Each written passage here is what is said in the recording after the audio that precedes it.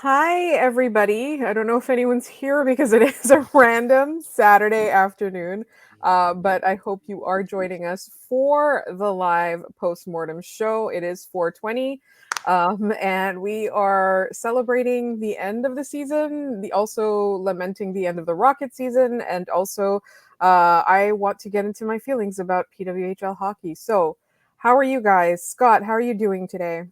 I'm just coming back from a work trip. I'm somewhere between the afterlife and being alive, running on like 3 hours of sleep. Hence the weekend at Bernie's Get Up right now. We've just got back driving across all of Western Ontario from Michigan, and was trying to follow the game as best I could and got just real sad that the end of like meaningful Habs hockey this season is completely over at this point. It hasn't quite sunk in yet, but it will next week when we have to start producing draft content or something else for people. We need our brains to work next week, which I am having a hard time kind of coming to terms with. But, this is supposed to be a chill, relaxed show, obviously, given the date. Ian, thank you for joining us. How are you doing on this fine Saturday? The weather's great here. I hope it's great where you're at, too. It's a little chilly here. I'm in Connecticut, so it's we're quite a ways away, but we had like one day of like 80 degrees last week, and I was like, I should get the air conditioners out, and then it's been like 50 since then. So yeah, it's I don't know what that is in Canada, but it sounds like spring. Hold yeah. on, I'm gonna hold on 80 Sorry, and I forgot I used freedom units. I forgot. I literally almost just typed what is 80 degrees in I need freedom it in units into communist Google. units, please. I'm assuming 80 degrees seems like a nice warm day for me, and then 50 degrees seems like it's like above freezing, but not that much above freezing. It's actually like it's chilly but sunny today. Yeah, It was supposed to rain. It was a great afternoon for PWHL hockey. I know you guys are going to give me some time to get really in my feelings about it, but we do have to talk about the Habs. It is the Habs postmortem. And I know Ian, you and I talked a little bit about this, but Scott hasn't had a chance. Like, what are the standout moments to you, Scott, from this season, both good and bad? I think that top line coming together, like Yuri Slafkovsky going from this kid doesn't look like he belongs anywhere near an NHL team to this large child ran me over and scored a goal like it was nothing, has been such a monumental shift and growth for this team because him being able to step into a top six role, because I thought he looked really good with Kirby Doc in the preseason, to where he was at after that, where he was kind of lost in the middle of everything. Coincidentally, stuck next to Josh Anderson of all people, to I can play on Nick Suzuki's wing 20 to 24 minutes a night with ease and be so good in that role, I think is such a monumental step forward. And then finally getting the whole goalie thing kind of sorted out, at least for right now, I think are two of the biggest things. There's some contracts to potentially move on from and everything in the offseason. But I think Kent Hughes is now looking less to spend a lot of prospect and cash assets to fill a role that Yuri Slafkovsky and potentially even Joshua Waugh have proven they can fill in right now for this team. yeah. No, I agreed, and I'll add another positive that I think really took hold and developed in the later stages of the season when Alex Newhook, when he came back from his, I believe it was an ankle injury, he was incredible, right? Like, and I mean, his whole line with, I think it was Gallagher and Armia. I mean, I think a lot of Armia's resurgence is due to Armia pulling himself back up. But I mean, Newhook going on to that line, proving he can play center in the NHL, because at the beginning of the season, that was almost a non-starter. But again, I think a lot of the problems that both Newhook and Slavkovsky had can be pulled back into the fact that they were playing with Josh Anderson, who was just having a terrible, very bad, no good season from start to finish. Um, it's too bad because like I just feel like the entire city has just fallen apart on top of Josh Anderson. Um, and it's tough to watch that happen to a guy who not too long ago was scoring, overtime goals in the playoffs. Like it's crazy how quickly things can change. And for Josh Anderson, it's unbelievable how fast things flipped. Right. And I think, sorry, I was live tweeting, sorry, I was tweeting the show, not live tweeting the show. I was tweeting out the link so that people can join us. But I think that's one of the things where the theme of this off season is so much work to do, right? Like Kent Hughes said he wasn't interested in buying any, or not interested. He doesn't have plans to buy out any players this off season. But there is so much work to do, like so many decisions to make. And on Josh Anderson's side, like I feel like there's a lot of potentially like maybe he can go see a sports psychologist. Maybe, you know, there's like medical issues going on there that he wasn't sure about, like he tweaked something or something didn't heal properly at some point. So I feel like there is room for Josh Anderson. Like I don't think he's ever going to be what we want him to be, right? Like, and that's something that's so crucial for Montreal Canadiens fans is like our expectations of Josh Anderson need to fit within his actual ability. But I don't think that anybody would deny that this season is not what his potential was. Like he was far from his potential. And so all the work that he has to do, whether it is on the psych side, whether it is on the medical side, whether it is a new trainer, some like, you know, work on a specific skill, you know, like something like a Nick Suzuki would do would be like he'd get the best, you know, face off coach or whatever and like work with them. Like whatever it is that he has to do, like it's a lot of work. And that's kind of, I think, the microcosm of the Canadiens as well, because they all in one way or another have to do a lot of work. Yeah. And I look at Josh Anderson this year, like when Yoel Armia was struggling, there were still flashes of, hey, he's playing well on the defensive side of the puck. Even Brendan Gallagher, who, you know, is slow as all hell, there were secondary things they provided until they kind of found their legs and everything. No matter what Josh Anderson did, he just, it is going to sound harsh, but it's the only way I can put it, is he just failed at it. Is that he's Homer trying to build the grill in his backyard and just getting progressively angrier, and it's just nothing worked out. He'd have a good chance, puck goes wide, stick breaks, shot goes 10 feet over the net, or just everything. And he's never been good defensively. And I don't know what to do with him because every single line, and Nathan and Eyes on the Prize is working on something because he's much smarter than I am about this. Josh Anderson is, this past year, a vortex of awfulness that the closer you were to him, the worse you got, except in like two extreme cases. And he is someone that they have to figure out what to do with. Is he someone that is going to be like the guy at the end of last season where he was closing in on a really good year, got hot, was scoring goals? Or is he the guy this year that looks like he should have been the one sent to the AHL instead of Yoel Armia at the beginning of the season right now? It is, I want him to figure it out because I think that he has some usefulness that he could have to this team.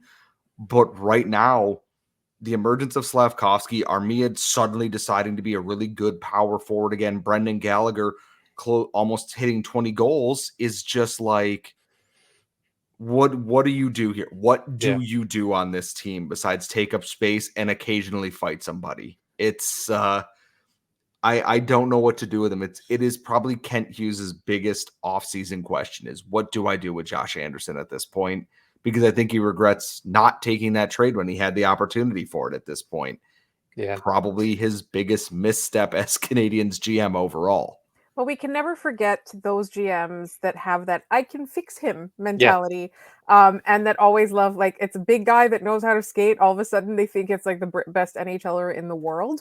I'm looking at the comments, and we've only got a few so far, but it feels pretty positive. I feel like, you know, now that the games are actually over and we're not getting in-game frustrations with whatever the penalty kill or the power play or whatever decision already made, I feel like people are just kind of looking ahead to the future, knowing that everything is still, you know, going upwards, right? Like there's so much room to grow. There's so much possibility of of the Canadiens being able to continue to build on what they've started. Like, and I just want to really quickly say hi to both JDs from the Locked On Podcast Network. They're both here for to join us and are listening to us. But I think also Anaheim and the Sharks are kind of in that position too, where it's like you got to go up from here. There's no real place to go except up. But I think from a Canadiens perspective, like the way that Jeff Gorton and Kent Hughes have treated the off seasons, the trades, and the drafting,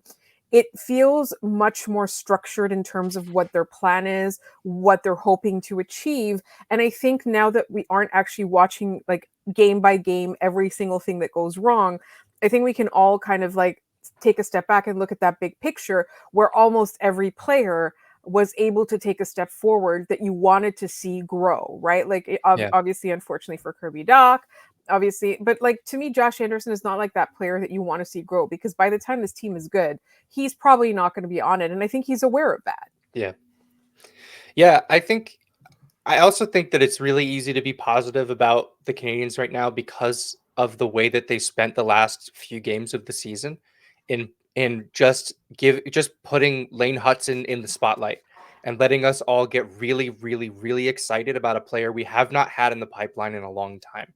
Like, it's so easy. Like, for a while I was like, man, I can't wait for this season to be over. Like, I'm tired of, like, I'm Team Tank. I'm tired of wanting them to lose. Like, I hate that became the way that we had to do things, but it was self-defense more than anything. But like, and then the end of the season, we get to watch Lane Hutson, and every time he's on the ice, I'm glued to the TV again. Like, he made it easier to watch those games. I only wish he was there sooner. But like, we're talking about a guy who could be quarterbacking the Canadiens power play next season, and he's in the pipeline now. And it was really easy to get excited at the end of the season because we got to watch him play. Scott, I'd like to give you an opportunity to have some Lane Hutson feelings. I just can't believe how, because both him and Logan Mailloux at the end of this season, that they came in and they were like, okay, you're here. We're not going to just ease you in. We're going to throw you into. Lane Hutson played over like near 25 minutes, like each game that he played there with David Savard, which David Savard doesn't exactly take easy minutes on this team. You can argue whether or not that's the right choice, but he doesn't. Obviously, Mike Matheson plays a bajillion minutes. And Hutson came in, played over 20 minutes, got an assist on a second shift, set up what was a tie-breaking goal at the end of that Detroit game to Juraj Slafkovsky. Again, the kid just came in and was like, by the way, give me a game to figure out the speed of everything here in the offensive zone, and then I'm going to turn David Perron into a statue. And it was he had two shifts back-to-back, one where he's just spinning around Ben Sherratt, and Ben Sherratt is just, what are you doing? Yeah. And he can't keep up with him. And then David Perron, maybe not as fast, maybe not as good as he was in his heyday, but still a guy who's been around, has seen a lot in the NHL, did not know how to handle this small Victorian child playing hockey on the blue line. And it was hilarious to watch. And then you have someone like Logan Mailloux who came in going from where his whole thing was, can he keep up with the pace? Can he keep up with the speed? Here's 25 minutes in your debut with Mike Matheson against a very angry Detroit team who needs to do everything to win. And I like that they just didn't ease these players in. Yeah. They brought up Jaden Struble this year, and he went right into the Canadiens' top four when he got called up. Joshua Wam went right into that middle top six there. They were like, we're going to try this out here. We're going to see, can you stay afloat here? And not in a way that's felt cruel or unnecessary, but an actual, like, a necessary trial by fire. And every single piece they seemingly brought in kept up with that pace. It was really, really impressive. And I'd be lying if I said I'm not giddy about what Lane Hutson's going to do next year on this team. An offseason with Adam Nicholas and the skating and the offseason staff and everything. This is a kid who already was doing good things to maybe not a great Detroit team, but a desperate, hungry Detroit team, a team that is playing hard, that is not taking their foot off the gas. And it's hard to not be excited about that. Yeah, there are flaws, but also I'm aware of that. And he ruled, so shut up right now and let me enjoy what I am looking at right now with Lane Hutson and everything else. Yeah. So I did want to kind of not necessarily, bring the mood down or go negative. But I do think one of the things that I think the Canadians really need to improve upon. I know defense as a whole, right? Like all kinds of defense, whether it's special teams or whatever, needs to improve. But one thing that I felt that the Canadians were not, they were allowing too many odd man rushes. And I want to know what you guys think. Like, what should they do in terms of either personnel or coaching style or whatever it is to kind of improve upon that? Because it feels so disproportionate to me the number of times you didn't have enough people getting back. Yeah. I think a lot of it is, and bless Mike Matheson for this, is that they're trying to be aggressive from the point and be a fluid team from there. That each pairing has a defenseman that can rotate through the zone. And there's some forwards, and again, not to pick on Josh Anderson, but he's one who does not recognize his surroundings sometimes, is that sometimes forwards are not seeing the whole zone. They are so focused on the puck carrier that if a thing goes the opposite way, you have David Savard or Kovacevic or Harris or Jack Guy or X, Y, and Z back, and the other forward is not helping cover that. And now they are trying to skate, dive into the play. And if they get back, they take a penalty. They are then sliding out of the play there. It's finding that fine tuning between we are being aggressive in the offensive zone and pushing you back, and also being smart with where the puck needs to be or where our situation is, that we need players who are going to pay attention to where they need to be. And if you're not going to be aware of your surroundings, you're just ending up hurting your team there in the offensive zone. At the end of it it's almost like a glass cannon kind of thing. We can shoot and shoot and shoot, but if you fire one back, it's going to go in. It's going to shatter this all here. And that's a problem. A lot of that just comes down to awareness, and you can help players work on that. It's just whether or not it takes roots. Some people picked it up pretty well. I thought Caulfield and Slavkovsky came a long way in that department. And some players, it is like talking to this monitor that is not turned on over here, in that nothing is being retained at all.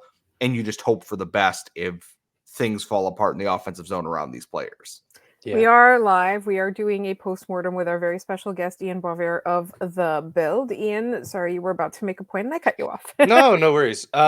I think the point on the defense joining the rush is well met. I think that's going to be a part of, because that's going to be a part of this team moving forward. Mike Matheson's still here. He loves to do it.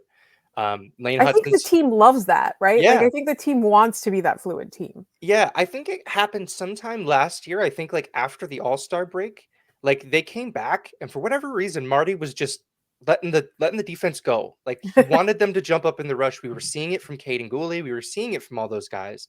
But now with guys like Lane Hutson on the way and Logan Mayu, who likes to jump up in the rush, the forwards are going to have to adapt and learn, okay, if a defenseman is jumping up, can I reasonably go with them, or should I be back?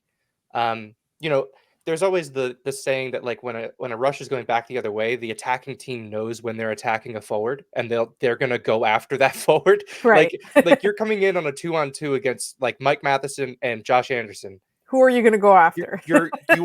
You are just going straight down the boards on Josh Anderson's side, and that's not a slight at him. It could be any forward in that situation, really, but that's not their forte. That's not why they're there.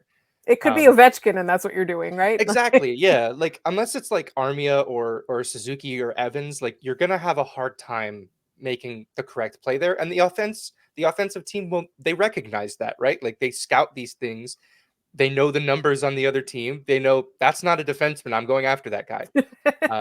So yeah, I hope it's something that they work on, because I think you're right. They do give up a lot of odd man rushes, and they don't really they don't seem to get a ton the other way either. Right. Like it doesn't balance out. If it balanced out, like, okay, whatever, you'll take your chances. Just be the most high event hockey team that's ever existed. But yeah, I completely agree. They do need to figure out a way to limit those moving forward, because Caden Primo and Sam Montembeau are just going to explode at some point if they have to stop 5 3-on-1s a game. Right, and they're gonna start going after the players and Right. be like, "I can't play behind you anymore." Yeah. Scott, I sorry, you do. were about to say something. I'm just looking at the composition of like what this group looks like in the coming years, and it's like, can you run your 5-on-5 group like it's a 4-and-1 power play, 4 forward, 1 defenseman power play, that you have that roving defenseman type? Yes, Mike Matheson is a more traditional offensive defenseman in that, I can trust him to go both to play in both directions, where someone like Lane Hutson reminds me of a blend between being a forward and a defenseman, that when you are operating, run it like you would that power play there, in that kind of opportunity, and then see if that kind of helps put them in the right frame of mind for as we're cycling through and rotating and everything is fluid.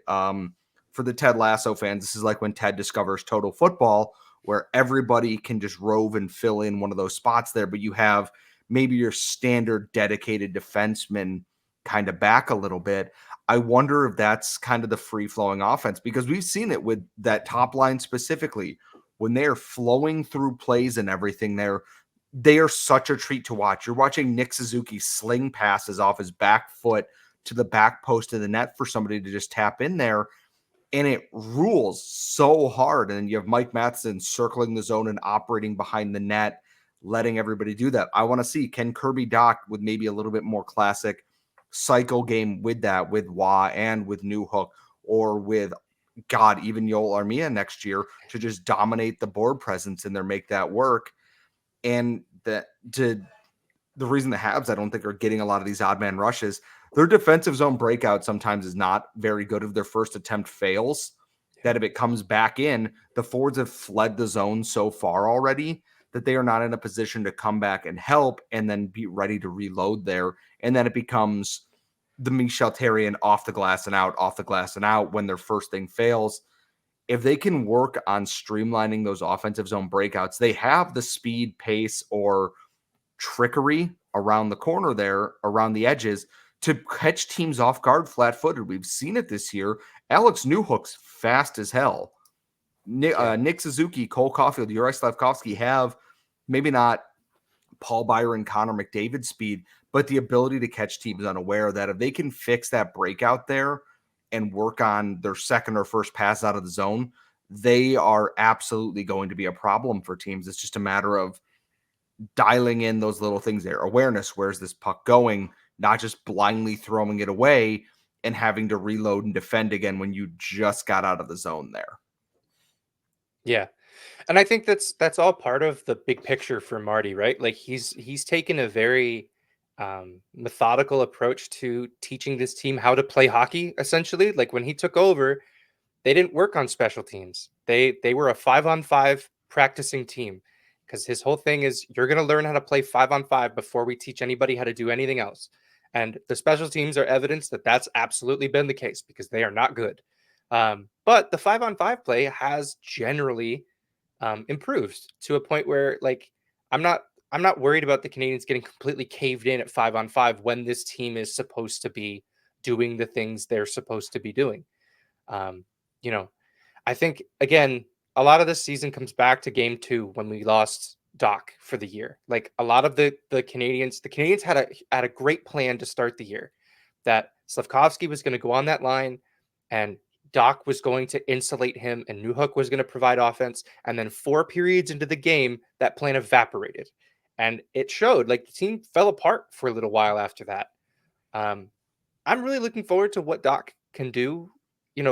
The first season he was here, again, marred by injury, but we saw a lot of great from Kirby Dach, and it seemed like he was ready for a breakout season.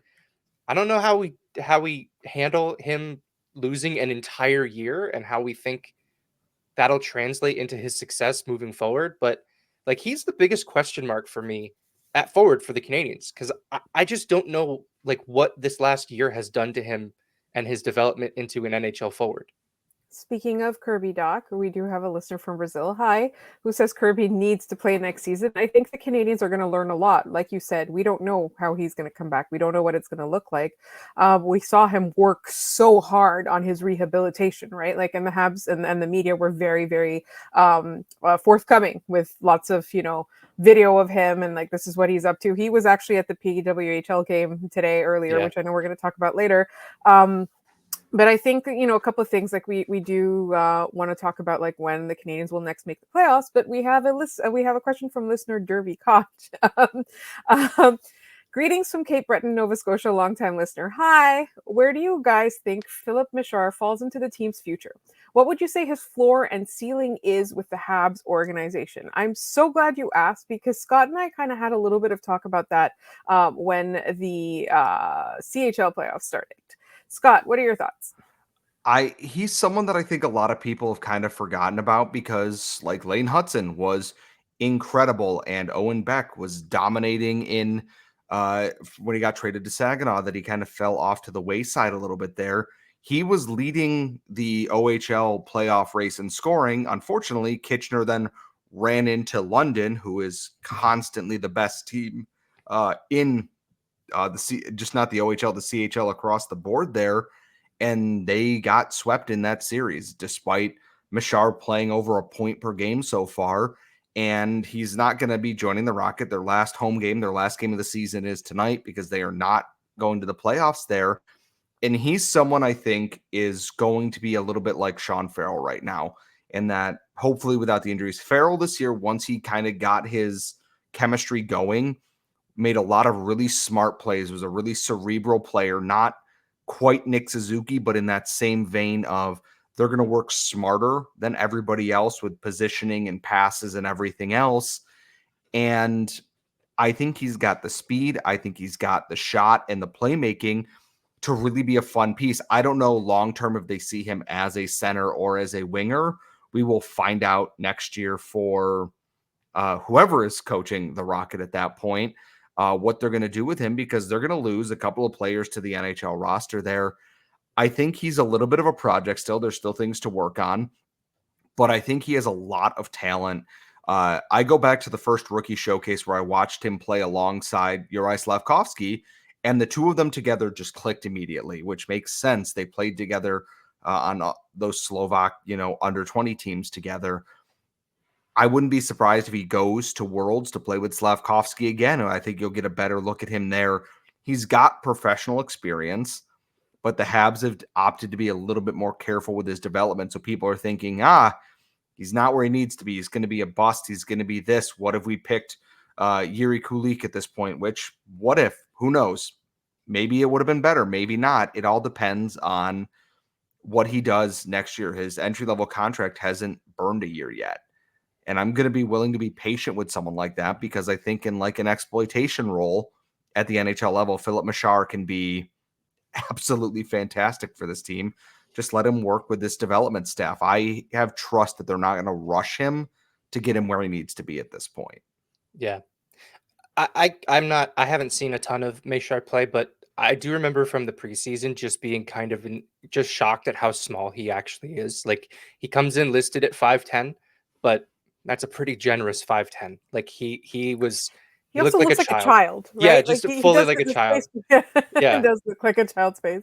Yeah, so I think maybe that's part of the reason the Canadians are very slowly bringing him along, like to bring him in, play him at the AHL level a lot would be, a challenge at this point in his career. Remember, he's not, he's also still getting used to North American ice. I know he's been playing in the CHL and that's definitely helped with that, but I'm glad they're taking their time with him. Again, I don't know what he projects to be at the NHL level. I know a lot of people threw around the Lehkonen comparison, but I think that's, I don't know that that's much of anything. Right. I want to make thinking. a point off of that, Yeah. Ian, too, because people did this with Emil Heineman and everything too.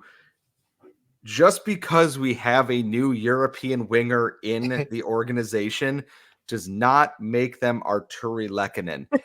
I love Arturi Lehkonen.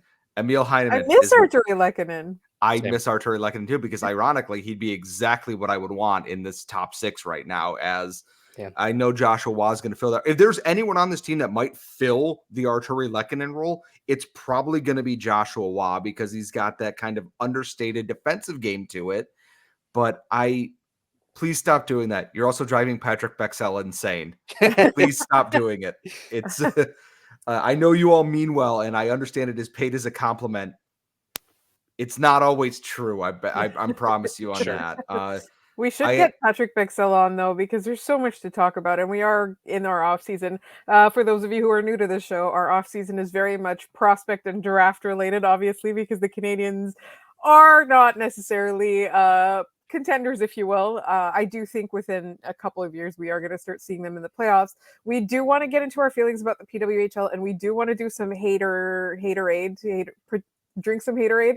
But Scott, take a couple of minutes without bringing everybody down, and let's just really quickly tackle the Laval feelings and get them out of the way, but super quick so that we can go back to good things. So I missed the game last night. I was traveling for a work trip, and I was trying to keep up with it. This is a Rocket team that just kind of ran out of gas at the end of the season here. They got all these pieces back. They were leading 2-0, and then it's just they do what I noticed an issue with some of the Claude Julien teams, some of the Michel Therrien teams is, okay, we have a lead now, just defend this instead of trying to keep pushing and pushing and pushing. With no due respect to the Belleville Senators, I don't think they're a very good team. And I think that Toronto is probably going to have a pretty easy time with them in the play-in round, in that whereas the Marlies and Rocket games are just throw the script out, anything can happen. And it's just one of those things. Jakub Dobiš was great. I thought that you had guys down the stretch. You're still missing your leading scorer. Brandon Gignac was playing hurt, is hurt, didn't play last night. Mitch Stevens played last night, scored the opening goal, is playing hurt so much that he couldn't play center last night. You had all these new bodies in on defense. You had Reinbacher in, you had Struble in, you had Barron back, and things changed very rapidly. It's just that some of the veterans on this team did not step up throughout the season consistently. There were times that Philippe Maillet and Lias Andersson are great, awesome, but then your own captain, Gabriel Bork, either isn't healthy, isn't contributing much in the offensive department.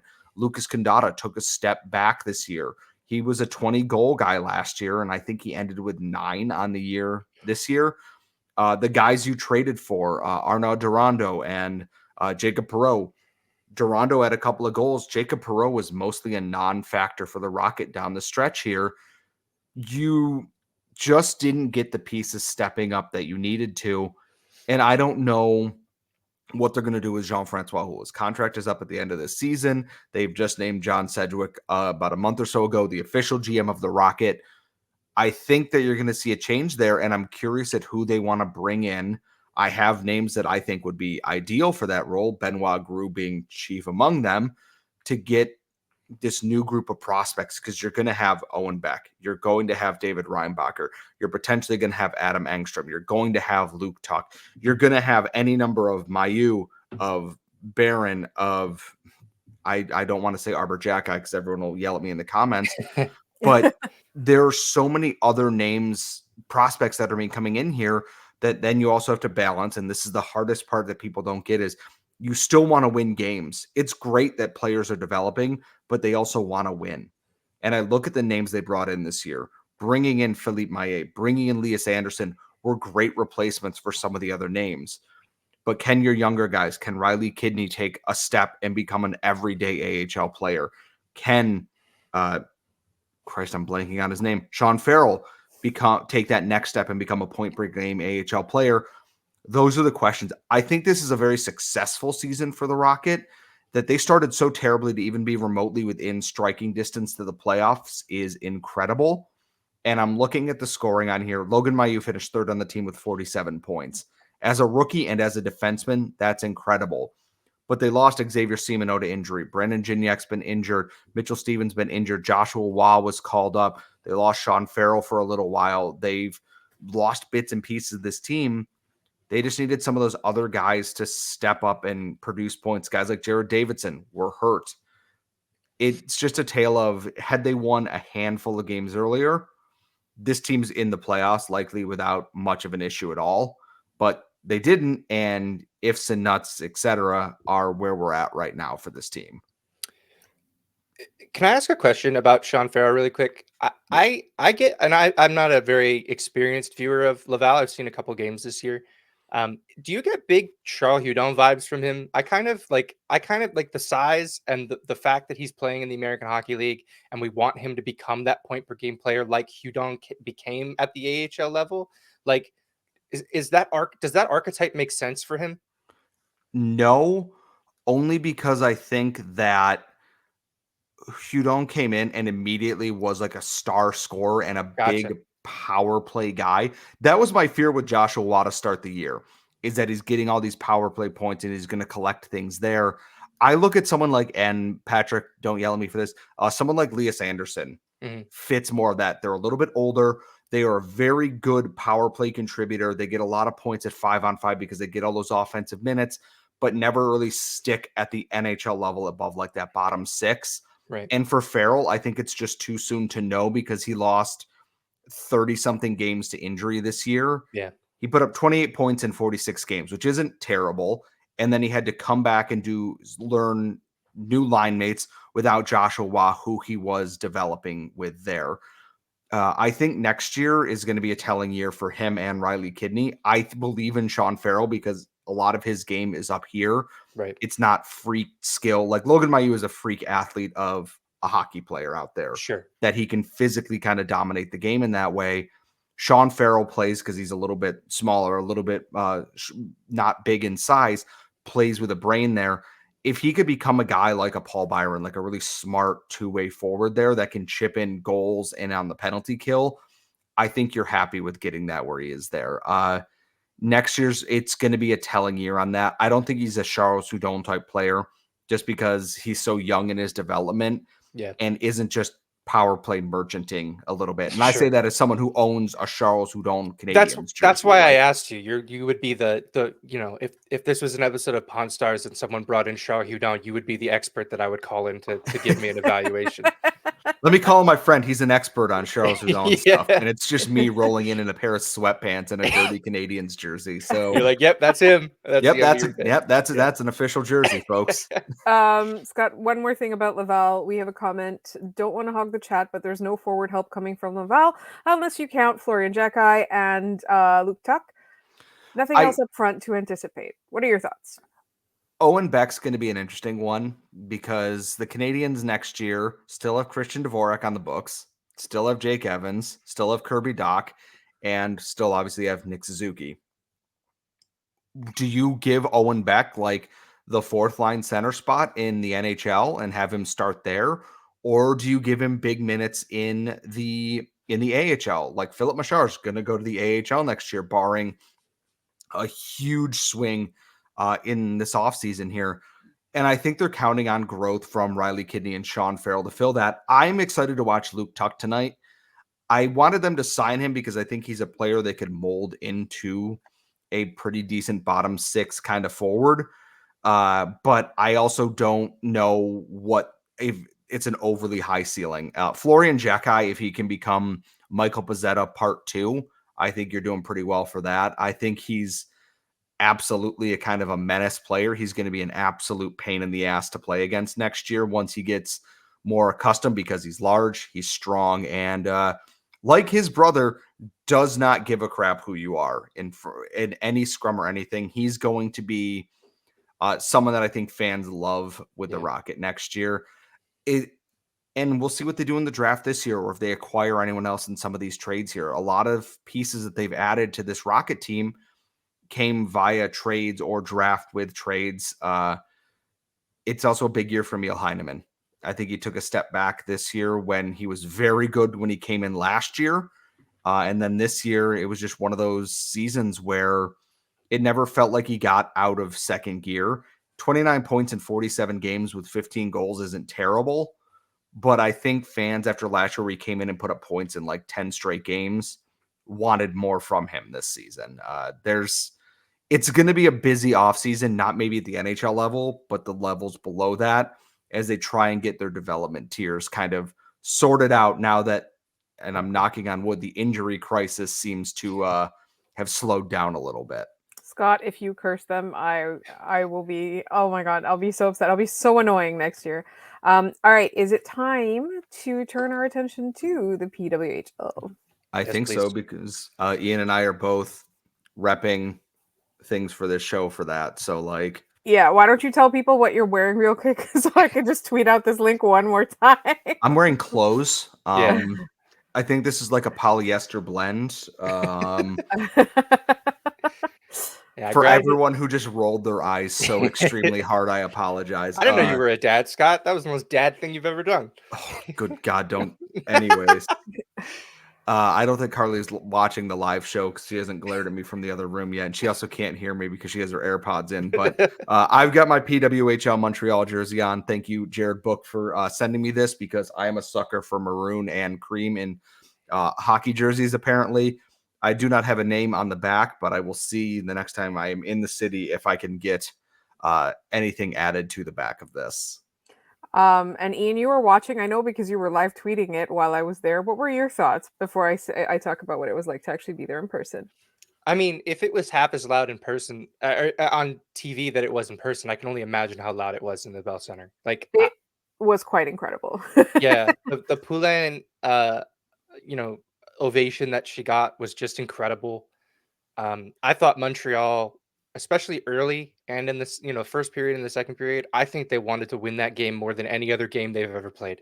Like, Yes. I think they, the way that they were playing, they were just, Campbell was just fantastic. Like, you have to just tip your cap at some point and say that, you got, just as we've seen happen in that building on our side more often than not, they got goalied. And Yeah. the goalie's part of the team. It's allowed.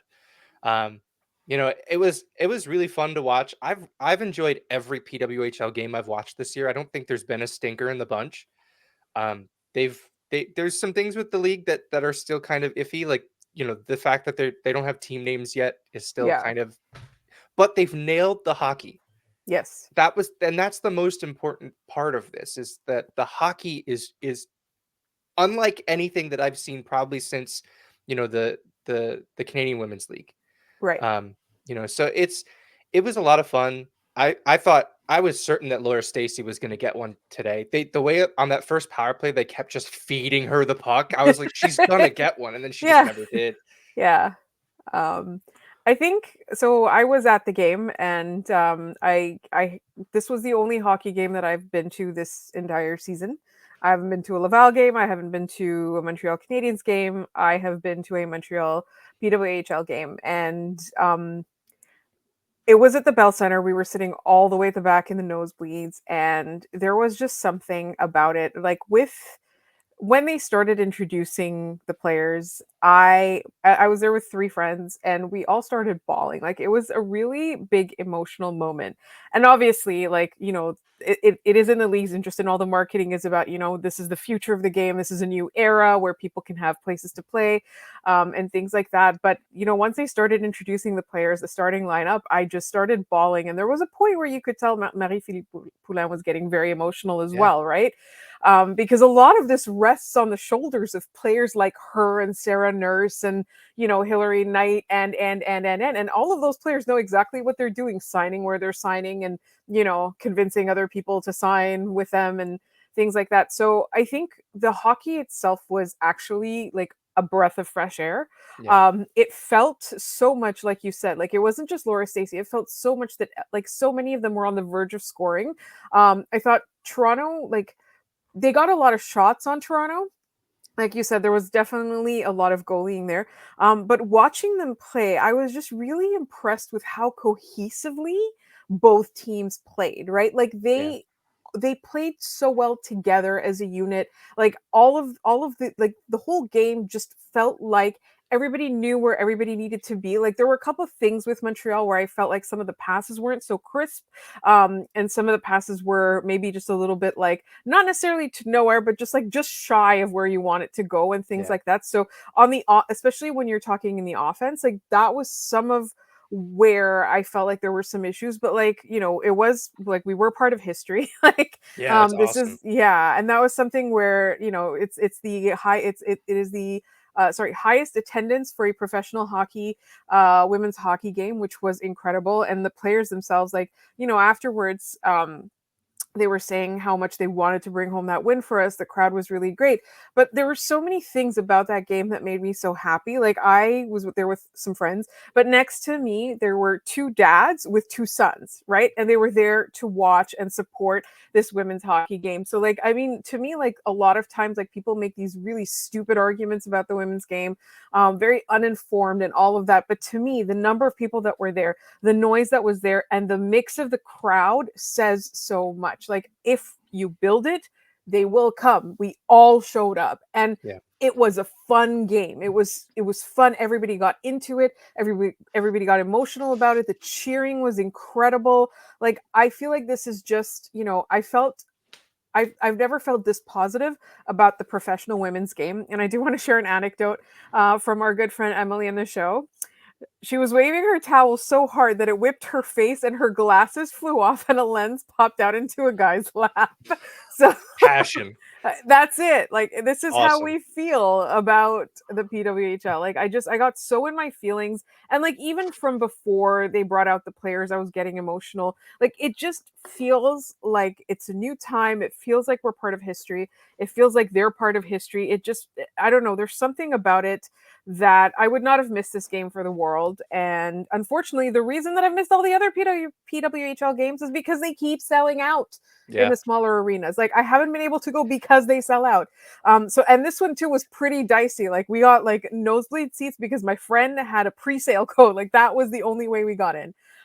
So I am looking forward to it. I just Toronto clinched apparently with that overtime win. Gross. Yeah. I know, boo. But it was really funny because there were all these players on Toronto we're used to cheering for on the Canadian national teams, and then we're out there, and like the worst one was Sarah Nurse, because Absolutely. she is like truly one of the superstars and ambassadors of the game. And like, I just like, as soon as I heard her name, I started cheering, and then I was like, wait, am I supposed to be booing?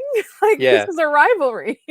This entire like spring and like 2024 has taught people one thing, that if you give people a way to watch and access women's sports, they're going to do that.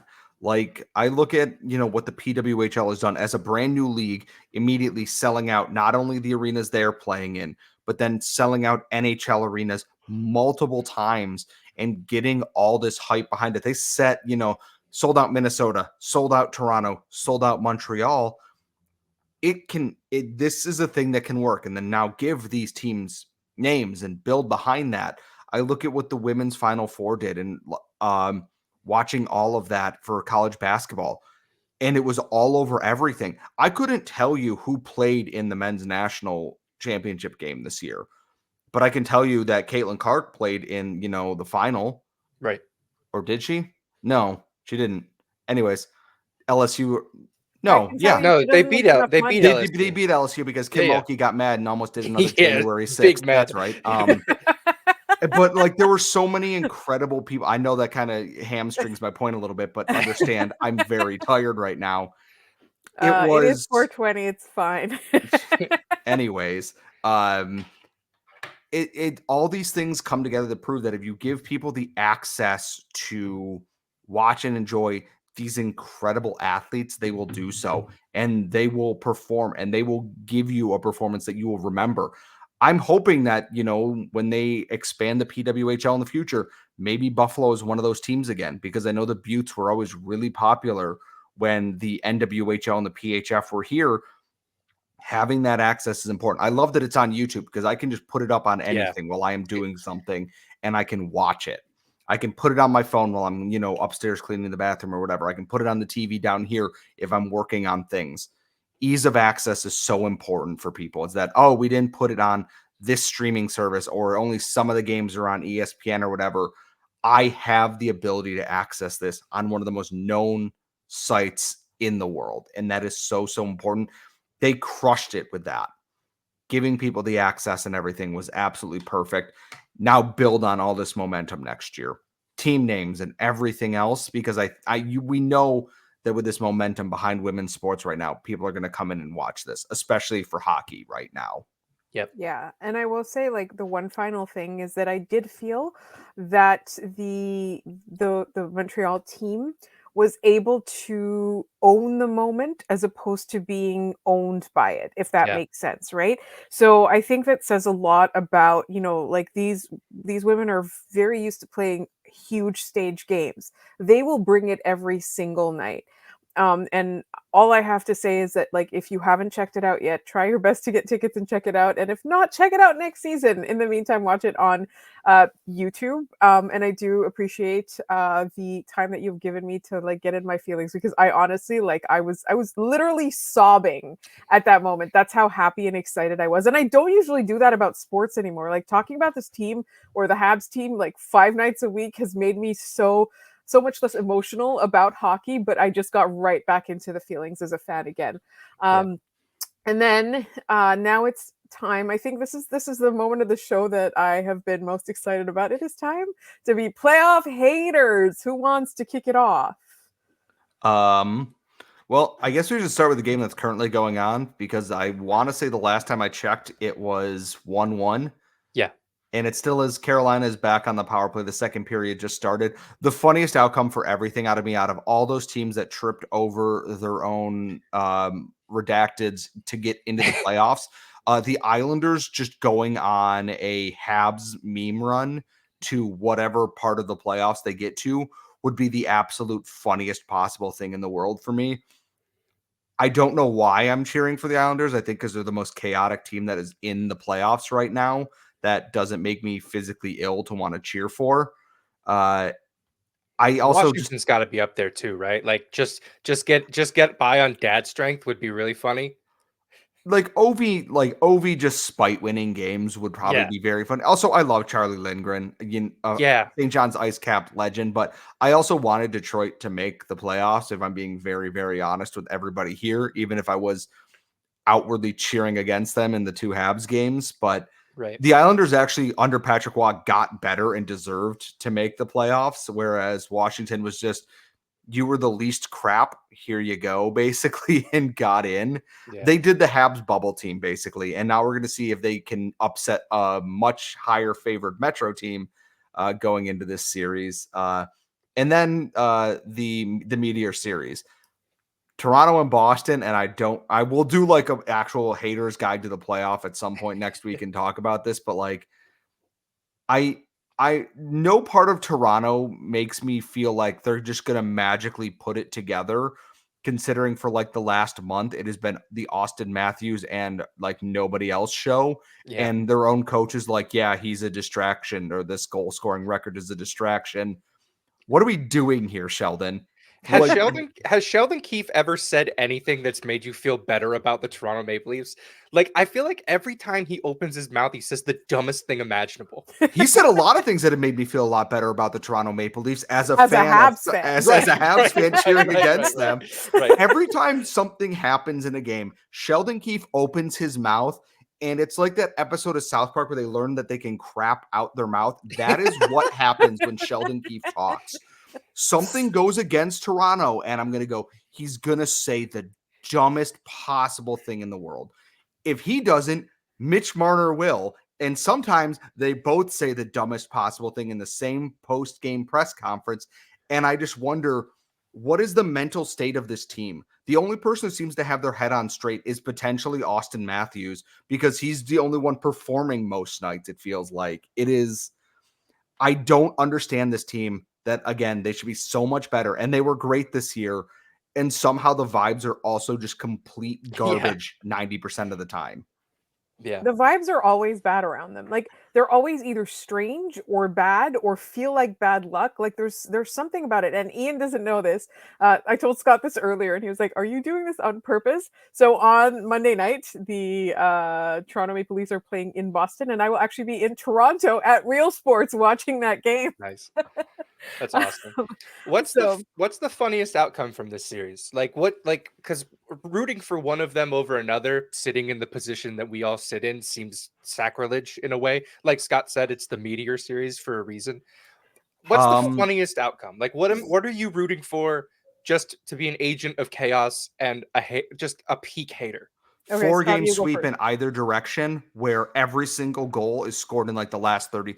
Like when the Habs played the Lightning and Braden Point scored with like 1 second left in one of those games there. That, but for 4 straight games going one way or the other, is absolutely the funniest possible outcome that could happen here. Because what happens who does Toronto play if they win? They play the winner of Florida Tampa. Right. So I think like Toronto going 7, winning it in 7, and then just getting absolutely hammered by whatever team comes out of the Battle of Florida. To me, that's the top. That's the funniest thing that could happen. It's like part of me wants Boston to win though, just so Toronto goes full panic this offseason, because it's like, but again, you got worse this year. You finished with 102 points. You were a very good regular season team. Austin Matthews was historic this season. William Nylander was incredible. Somehow, despite your early season mess ups, you had really good goaltending. And then you still couldn't win when you went out and you got tougher, aka worse. But like, they're going to ice Ryan Reeves in the playoffs potentially.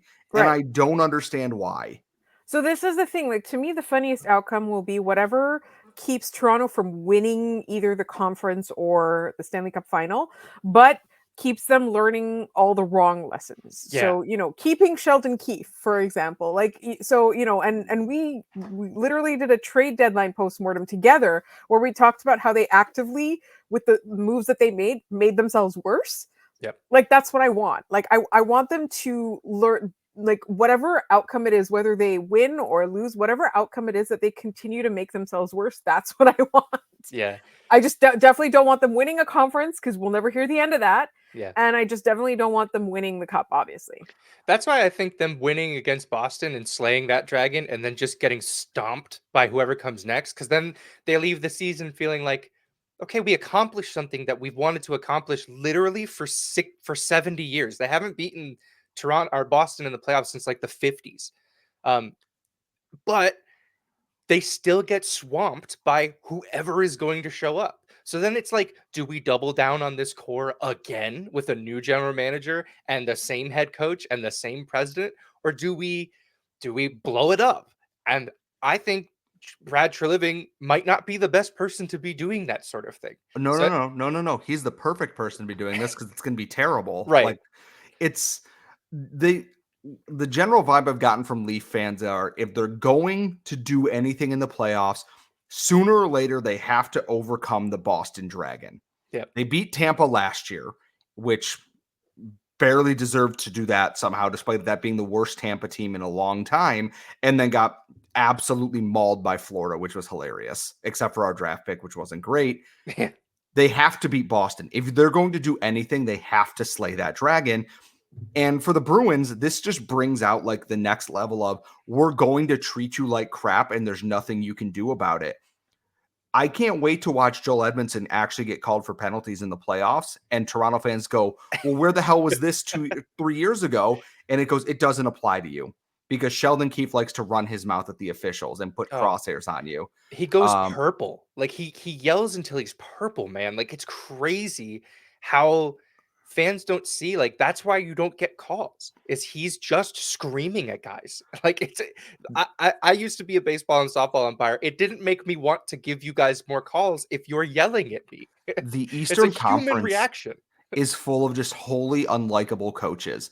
Rod Brindamore, sorry, he's unlikable because all he does is act like every penalty is the end of the world. Yeah. Washington and New York is a toss-up. I don't particularly like Peter Laviolette, but in terms of people on this list, he's pretty benign. Patrick Waugh, I definitely could see how he rubs people the wrong way. Toronto, Sheldon Keefe, the purple yelling man. Who is Jim Montgomery. Jim Montgomery. Out of everyone, somehow Jim Montgomery is like the least offensive person, I think. I out agree. Of all the coaches here. Florida, Paul Maurice, who I just loathe and have since the Winnipeg series, when he decided to defend the coward Mark Scheifele and does his little penalty thing, like Matthew Tkachuk's not out there impaling people in the dick with a hockey stick every other shift. And then you have John Cooper, who's a lawyer. Love you, hun. Who I loathe because all it is like, I'm going to be this nice guy, but also I'm going to chew this gum so aggressively that you want to reach through the screen and just shake me violently. everyone in the Eastern Conference is terrible, that somehow the Islanders are the team that I am cheering for out of all of this. Can I ask you a trivia question? Oh, Who's no. who's the coach of the Washington Capitals right now? Oh my Spencer God. Carberry. You got it. Yeah. It took me a second because I'm like, you didn't mention him. And then I'm like, I couldn't pick him out of a police lineup. So that's fine. I completely forgot who actually was the coach of that for a Yeah. second. Like, then we haven't even Wait, touched out one west. second. I have a point to make. The greatest thing about Spencer Carberry is he was supposed to be the actual good coach in Toronto, and then Washington took him. Right. He was their power play coach when their power play was good, I'm pretty sure. So, Yep. like, I Yep. mean, it might still be good. I don't know. But he was like the guy with like the good tactics. yeah. Yeah. All right. Sorry, We got to let's go go out west before we wrap up the show here. Where do we want to start at the top and just work our way down here? Sure. Yeah. Dallas, Vegas. If you're not cheering against Vegas, I don't know what's wrong with you. I do appreciate that they are absolutely going for the kill every single season and just flipping double birds to fair play rules. They're playing within the rules, get smarter, I guess, but also I loathe them entirely. And Dallas seems like so much fun. I have Dallas winning the cup in my bracket. I really, really like this Stars team. And I like if they can get past Vegas, I really like their path. I Yes. think that they've got a good team. They have a great goalie. I really think that they can do it. Winnipeg and Colorado. In Colorado now, Colorado 1,000,000%. they don't have good goaltending, and they are without Jonathan Drouin for the entire first round in this thing here. Yeah. And they, I believe, don't have Valery Nichushkin again. I don't know if I know he came back out of player assistance and then went somewhere else at some point during that. But like the vibes in Colorado, like to end the year, have been a little bit. Off. Nathan McKinnon is the greatest player we've ever Yeah. seen. Everybody else, Yeah. just behind that, like you definitely cheer for Colorado in that matchup. Oh, I'm cheering 100% for Colorado because one, we have Winnipeg's first round pick, and everything about the team screams that they are a paper tiger covered by Connor Hellebuck year after year. Rick Bowness like openly loads their young players and Nikolai Ehlers for some reason. And I don't understand how they keep winning games in spite of him. Like when the Habs had Michel Therrien, I don't get how they're doing it. Yeah. And it actively makes me upset. It's always, the Jack Adams winner is always the guy with the best goalie. Yeah. I feel like if Colorado wins this series, it's because McKinnon went nuclear. Like I just think like if they win this, it's going to be a long series, and he's coming out with like 15 points. Like I really just think that's their path to get through this round. It has to be Nate, and is anyone going to doubt that he can do it? Like I think he can go in there and torch Winnipeg if he wants to. 1,000,000%. It'll be really fun. I love a one-man wrecking machine, and I think that's what he'll be. This feels like a series that could end very quickly one way or the other. Like it could be a sweep one way or the other. And I go, yeah, that feels about right for this entire thing. Like the one that I'm actually kind of excited for here is Vancouver, Nashville. Same. Nashville's been red hot since they were told they can't go see this show or whatever it was. Yeah. And Vancouver is Vancouver. They're just chaotic no matter which direction they're going. I'm rooting for Nashville, but I also think Vancouver, with the fan base behind them, could be absolutely terrifying out of the Western Conference. And like legitimately, them playing Edmonton, sorry, LA, you're not going to beat Edmonton in the first round. It'd be very funny if you do, but Vancouver, Edmonton for 7 games is just hook it right into my veins kind of stuff that I can't wait to watch. I will stay up late for that. I didn't stay up late for Habs games, but I will stay up late for that. Yeah. I mean, Vancouver was riding an absolute PDO bender for most of the season. They were getting great goaltending. They were scoring on every shot for like most of the season, and they've really cooled off the back half. They traded for Elias Lindholm, and then the vibes just immediately tanked. Like Elias Lindholm, they were trying to flip him again at the deadline. Like they didn't. Allegedly. Yeah, which like is if that's true, that's crazy. Like I don't think I've ever seen a team do that before. So, I mean, that's going to be a fun series. I wouldn't be surprised if either team walked away with it. I feel like the first round series this year are very close, with the exception of like Washington, New York. Like that one shouldn't be all that close. Yeah, like a lot of and the thing is, this goes to Edmonton, LA. I'm looking at the standings here. Like Edmonton finished with 104 points. LA finished with 99, like in that third spot right there.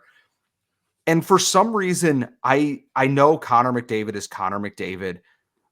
I don't know why I can't believe in the Oilers like I do some of these other teams here when they have legitimately the best player on the planet and his friend Leon Draisaitl, because I'm still not sold that their goaltending is all that fixed. Like they rode Kelvin Pickard a lot down the stretch because they could outscore their problems.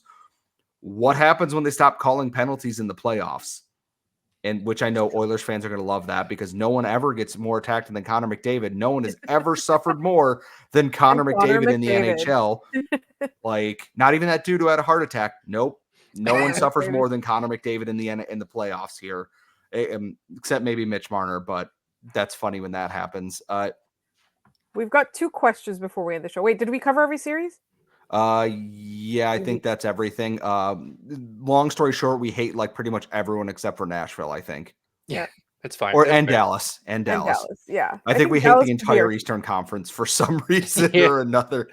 Dallas can be our team. All right, we've got 2 questions real quick before we wrap up. Hey, I want a guy like Andrew Basha with the second first round. What do you think of Basha's upside? So I think this goes because David St. Louis just tweeted, if you're a team with 2 first-round picks, pick Caden Lindstrom and Andrew Basha together because they're great playing together in Medicine Hat right now. I don't know much about this, like outside of the top 10 in this draft class. I will be very honest with you. we're going to ask our friends about him. Actually, you know what? I'm going to text Tony right now and see if he'll come on and tell us about this. Yes, because I am secretly wishing for Caden Lindstrom for the Habs draft. While Laura is doing that, our other question is, who's the number 1 goalie for the Habs going into the offseason? Cheers from a longtime Habs fan in Little Rock, Arkansas. Hashtag go Habs go. Wow, we've got listeners everywhere. We've got people chiming in from Brazil, the UK. All right, who is the number 1 goalie? Samuel Montembeault, no question. Yeah, it's Samuel Montembeault. So. Yeah, it's like Caden Primo's going to have to steal it. Yeah, but the challenge with Primo is that his average is probably somewhere around like a 900 goalie, but he's not a 900 goalie. He's a 989 or a 700. Like that's the Caden Primo experience. Those are his modes. Right. NHL All-Star. Unplayable. Yeah, unplayable. Like I have texted Ian that there is quite literally no in between with. And here's the thing: he's gotten better at being closer to the "I'm going to win this game" despite all of you, versus I'm going to face 3 shots and let in 4 goals. And I'm glad that he admitted he's like, mentally I was not where I needed to be, and having that self-awareness is great. If he is a 905 backup goalie next year, and Samuel Montembeault is a 910 starting goalie. Honestly, you're looking pretty damn good. You're doing better than a lot of teams in your division at that point because you have 2 guys that you can alternate to and probably get quality starts out of. And then we play the Fowler-Dobish waiting game in the next couple of years, because if Fowler wins a national title next year or continues to do what he's doing, I think he's doing the Primo route, 2 years in college and he's done. Right. And I think he's got the absolute mindset to be a complete beast at the professional level as well. I'm excited about him too. All right. Were there any parting thoughts either of you 2 had? We have, I know Scott has to go watch the last game of the Laval Rocket season. I don't know why I said that so depressingly. I've watched much worse AHL seasons than this one. Let me be very honest about that. Thoughts, musings, greetings. I'm going to check the score again. Any good luck rituals for the draft lottery? You guys got anything that you do? I just hope for the best. Just hope for the best. Yes. I'm a sock guy. I have special socks. I'll be wearing them. I think last year I tried to wear what I was wearing when they won the Slavkovsky lottery. And that didn't work. So we're changing it up. Okay. I'm going to do 2 things. I will sit here with a bottle of whiskey in one hand and a bottle of tequila in the other. And it is whiskey for good news, tequila for bad news. And that is how we're doing that when we do our post draft lottery live stream. So yes. I hope you guys like the live shows, because I am I enjoy them so much and I love connecting with the listeners in this way. So yes. And Ian, will you be back? Always. Anytime you guys need me. We're very happy about that. And I hope you guys like seeing Ian, because we will have him on much more often coming coming soon or going forward. Scott, we'll let you go to the Laval Rocket game. Everybody, make sure you are subscribed to this podcast wherever you get your podcasts, as well as on YouTube. Find us on Twitter, LO_Canadians. Email us at lockedoncanadians@gmail.com. It is the off season. It is more time to get silly. So send us all of your crazy topic suggestions, and we will try our best to pack in everyone. We'll also have lots of draft prospects and stuff. Thank you so much for listening. And we'll be back with our season 3 up and 3 down on Monday.